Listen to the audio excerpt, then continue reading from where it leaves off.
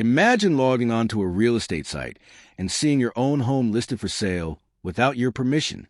That's exactly what happened to Marcus, a hard-working black homeowner, targeted by the very woman meant to protect his neighborhood. But here's what Karen didn't know. Marcus wasn't just any homeowner. He was a real estate lawyer who had written the rules she was about to break. This is the story of how arrogance, prejudice, and greed collided, and how karma came back faster than anyone expected. Marcus had worked his way up from nothing. Years of late nights in law school, grinding at a big firm, and finally landing high-profile clients gave him the life he always dreamed of. When he bought his home, a beautiful 2-story house with white trim, oak trees shading the lawn, and a big porch where his kids could play, it wasn't just a house.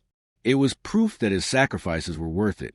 But the moment he moved in, the HOA president, Karen, made sure he knew he wasn't welcome. She questioned him about his cars in the driveway. She complained about his guests.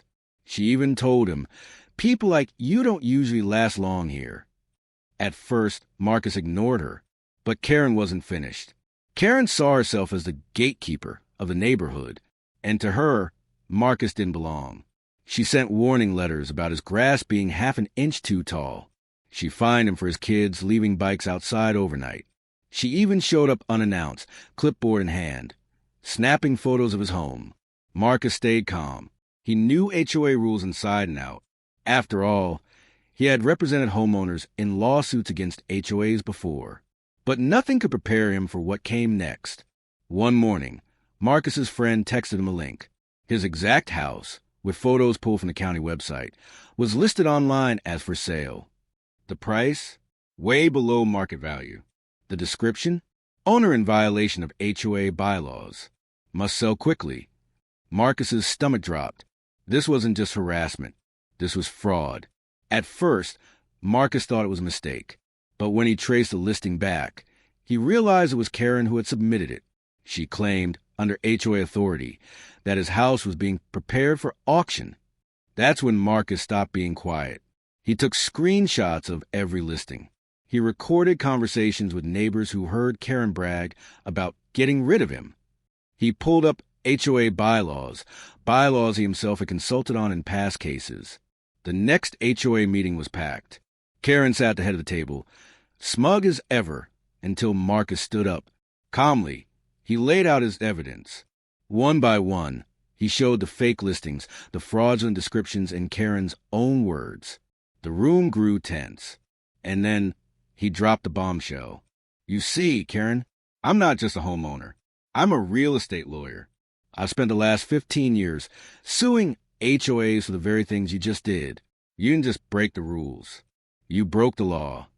The room went silent. Karen's smile vanished. Marcus didn't stop at exposing her in the meeting.